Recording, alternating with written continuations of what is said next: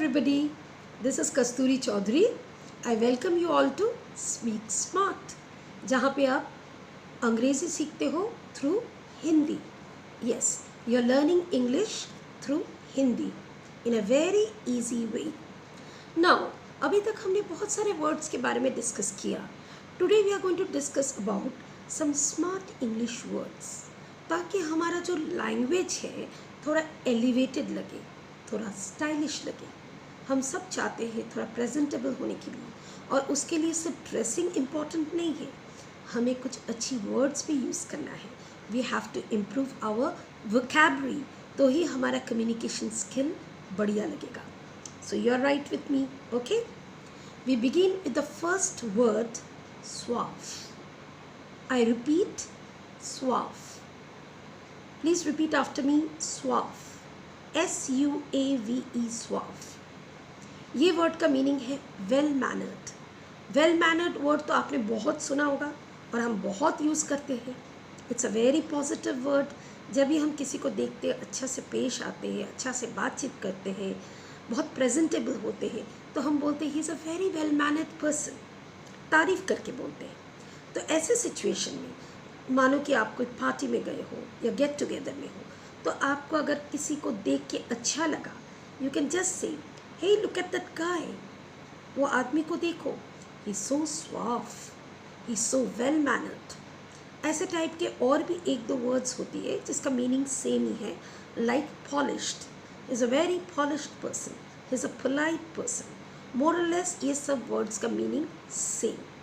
Okay, सो ज़रूर use कीजिएगा ये word. Now we go to the next word, that is swamped. पहला word था suave, सेकेंड वर्ड है swamped. SWAMPED, swamped. I repeat, swamped. SWAMPED, swamped, जिसका literal meaning है drowned, डूब जाना. पर यहाँ पे हम वो पानी में डूब जाने का बात नहीं कर रहे, पर हाँ हम डूब जाने का ही बात कर रहे हैं. किस में डूब जाने का? जैसे हम बहुत बिज़ी है, हम ज़्यादा लोडेड है कोई काम की वजह से, और हम इंजॉय नहीं कर पा रहे, तो हम इसको यूज़ कर सकते हैं. जैसे मानो कि आपका फ्रेंड ने आपको कॉल किया और बताया चलो हम लोग इधर जाते हैं, तुम भी आ जाओ, वाई नॉट जॉइन अस. तो आप बोल सकते हो अरे यार it's not possible, I am swamped with so much work, I cannot even breathe. I'm barely getting time to eat. मुझे बिल्कुल टाइम भी नहीं मिल रहा है, खाने का भी टाइम नहीं है. तो ऐसा करके आप ये swamped वर्ड को यूज़ कर सकते हो. Swamped means overloaded.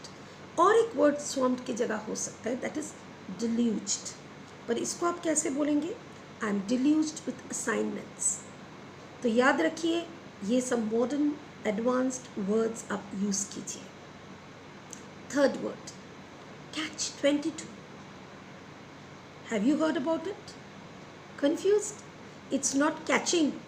Catch-22 is not catching something, catching a ball or something.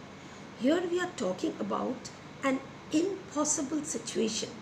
यानी कि एक tough situation है,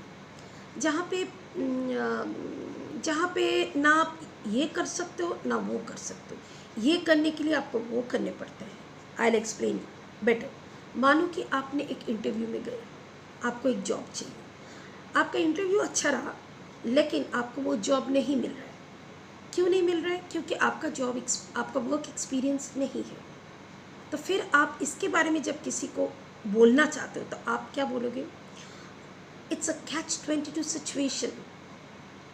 I need a job, I need money, I need a job, but you can't get a job because you don't have work experience, and you can't have work experience unless you get a job. यानी कि दोनों तरफ से आप sandwiched हो. Okay, it's a tricky situation. तो मानो जब आपको इस टाइप का वर्ड यूज़ करना है, आप सोच लो आपका सिचुएशन क्या है. अगर आपका सिचुएशन थोड़ा ट्रिकी है, जैसे आपने दो जन को एक ही टाइम में अपॉइंटमेंट दिया, तो आप बोल सकते हो oh God, I'm in a catch-22 situation. I'm really perplexed. I'm in a tricky situation. I don't know what to do. I have an appointment there. They have also called us. I don't know how to manage. यानी कि मुझे पता नहीं मैं कैसे manage करूँ. उधर से भी बुलावा है, इधर से भी अपॉइंटमेंट है. So remember to use this modern word, catch-22. Okay, the next word, it's a negative kind of word, that is atrocious. I repeat, atrocious. Please repeat after me, atrocious. A-T-R-O-C-I-O-U-S. The spelling is A-T-R-O-C-I-O-U-S. What is the meaning of atrocious? Atrocious एक negative sense में हम use करते हैं, यानी कि very bad. जब हमें कोई चीज़ बिल्कुल पसंद नहीं है तो हम ये atrocious वर्ड यूज़ करेंगे. जैसा हम कभी कभी बोलते हैं ना कि the prisoners are sometimes treated atrociously, मतलब बहुत बुरी तरह कैदी को कभी कभी ट्रीट किया जाता है. The prisoners are sometimes treated atrociously in a prison. Yeah, the recent cases of abuse, of women abuse या child abuse, really atrocious. जब हम बहुत बैड फील करते हैं, यानी कि बहुत ग्लूमी फील करते हैं और कुछ नेगेटिव होता है, तो ये वर्ड हम यूज़ करते हैं. It is definitely a very negative word. Daily life में भी आप यूज़ कर सकते हो. जैसे आप किसी को देख रहे बोल रहे, देखो भाई इसका ग्रामर तो देखो, सब उल्टा पुल्टा बोल रहे हैं, पर बोलते ही जा रहा है लेकिन सब उल्टा पुल्टा. Like grammar is atrocious. किसी का ड्रेस सेंस, किसी का मेकअप आप देख रहे हो और वो एकदम बेकार का ड्रेसिंग सेंस है जो उसको सूट नहीं कर रहा है, फिर भी वो सभी पहन के आए हैं, तो आप बोल सकते हो look at her dress sense, her makeup is atrocious. तो डेली लाइफ में भी हम अगर चाहें तो ये एट्रोशियस वर्ड को यूज़ कर सकते हैं. But remember it is a negative word. Some more words in place of atrocious, you can say appalling. This is a very appalling matter, offensive matter. The offensive, appalling in place of atrocious. Okay? The next word, it is in contrast with atrocious. यानी कि मैं एक positive word use करने वाली हूँ. Let's learn positive words. Okay, the word is stupendous. Stupendous. S-T-U-P-E-N-D-O-U-S. S-T-U-P-E-N-D-O-U-S. Stupendous. Stupendous, which is amazing. बहुत बढ़िया. किसी को तारीफ करने के लिए आप यूज़ करोगे. Before I finish, please don't forget to click the like button.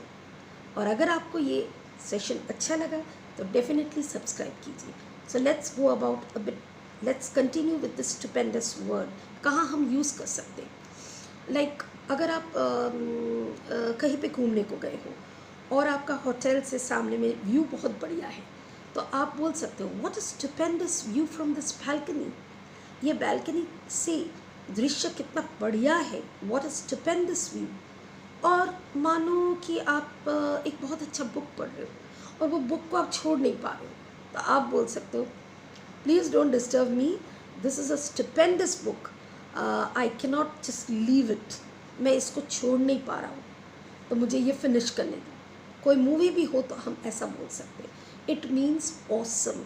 So instead of using वही घिसा पिटा words like awesome, we can use stupendous. Instead of using the word bad, not good, we can use the word atrocious. Instead of using drowned, loaded, we can use the word swamped. Instead of using the word well-mannered, we can use suave. Or when we are in a fix, in a dual situation, तो हम ये word use कर सकते हैं catch-22.